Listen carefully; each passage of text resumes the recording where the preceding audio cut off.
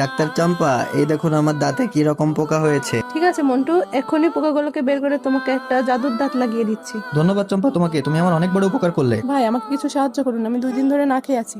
হ্যাঁ, একটা বুদ্ধি পেয়েছি। ইটটাকে আমার জাদুর দাঁত দিয়ে সোনা বানিয়ে দিই। এই নাও ভিখারি, এই সোনাটা নিয়ে তুমি পেট ভরে কিছু খেয়ে না। এই চেন আমার না, এই চেন আমার। তোমরা থামো, তোমাদের কি হয়েছে আমাকে বলো। এই চেনটি আমি পেয়েছি না, এটা আমি পেয়েছি। একটা বুদ্ধি পেয়েছি, এদেরকে আমি নতুন একটা চেন তৈরি করে দিই। এই হাবলু ভেবলু, তোমরা দেখো আমার জাদুর দাঁতের কি কেরামতি। এই নাও আর একটা চেন নাও, তোমরা মারামারি বন্ধ করো। এই ভেবলু ধর, এর জাদুর দাঁত আমরা খুলে নিব। এরপরে কি হয়েছে দেখতে হলে আপনি যদি আল্লাহকে ভালোবেসে থাকেন তাহলে একটু সাবস্ক্রাইব করুন।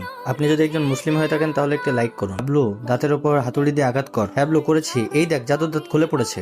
জাদুর দাঁতটি আমি নিব না, এই জাদুর দাঁতটি আমি নিব। জাদুর দাঁতটি পেয়ে গেছি, এখন সবাইকে সোনা বানিয়ে দিব। প্রথমে হাবলু তোকে সোনা বানাবো, তারপর এই নে মন্টু, তোকে সোনা বানিয়ে দিলাম। আয় হায়, আমার মন্টুকে এভাবে কে সোনা বানিয়ে দিল? আমি এক্ষুনি আমার মন্টুকে ঠিক করে দিচ্ছি। আমি ঠিক হয়ে গেছি চম্পা, এক্ষুনি এই শয়তানটাকে আমি উচিত